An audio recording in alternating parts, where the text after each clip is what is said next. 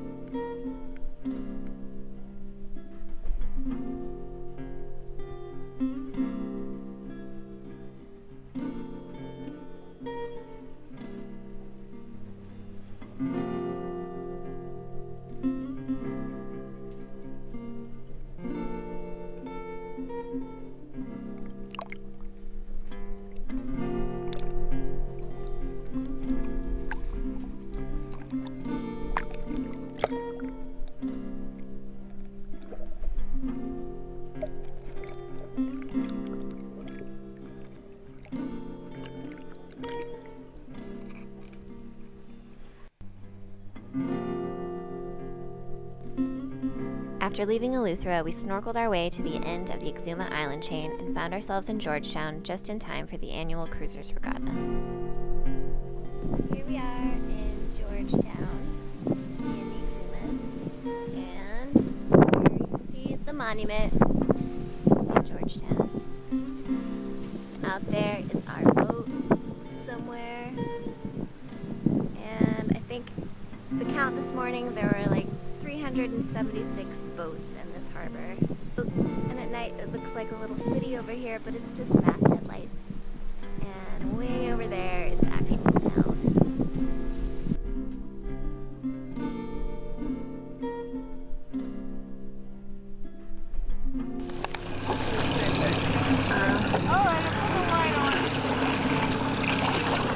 That's not gonna work.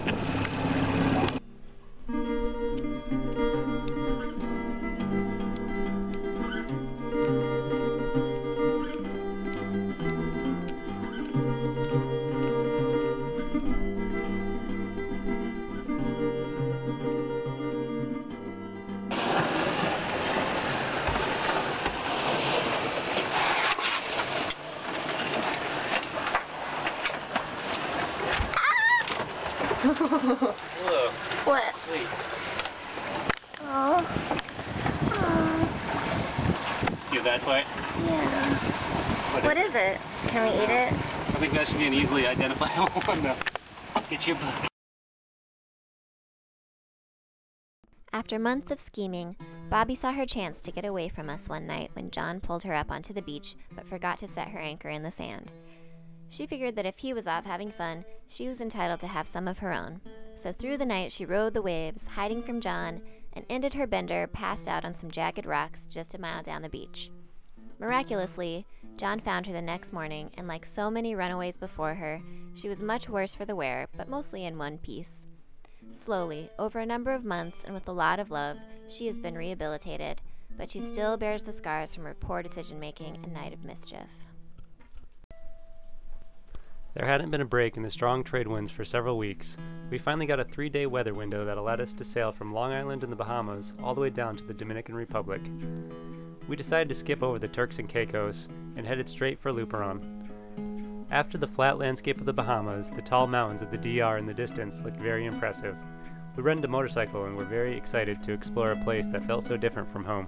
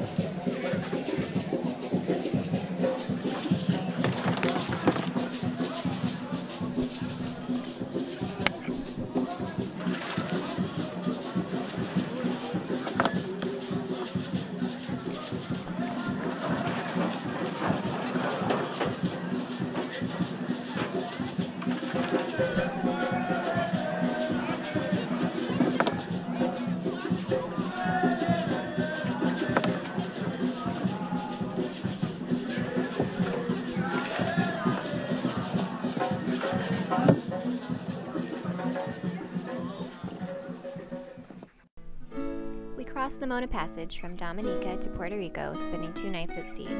We reached Boca Raton on the southwestern side and figured we could make it across the island within a couple of days. After a few long mornings of beating into the wind along the southern shore, we realized we were sorely mistaken. We gave up the fight to windward, opting to spend a week anchored in Salinas to restore our sanity. We rented a car and took off to explore the island.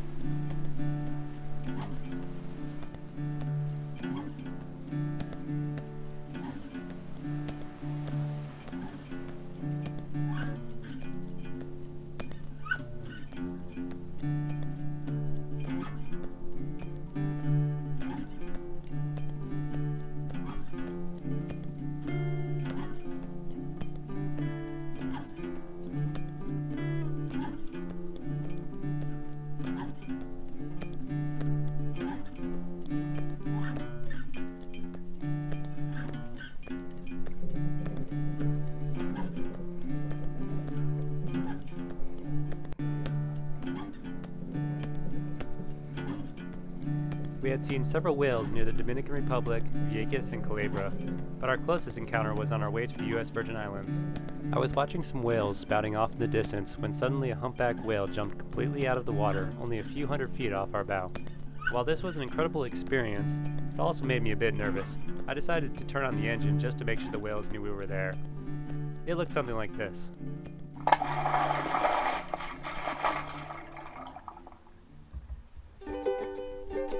We arrived in St. Thomas in time for Carnival, but as soon as the fireworks were over, we headed over to St. John to spend a week in Coral Bay.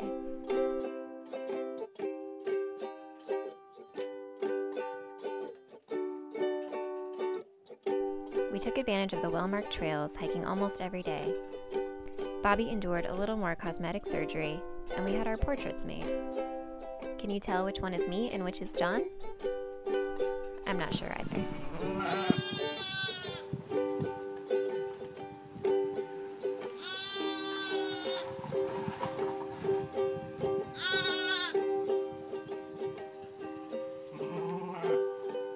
Once we made it to the Virgin Islands, we decided there would be no turning back.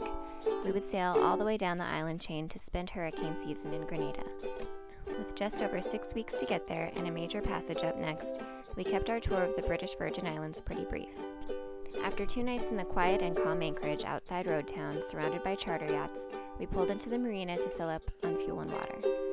We discovered we had arrived just in time for the boat show, so for about an hour, our little baby blue was on display alongside all the big fancy yachts.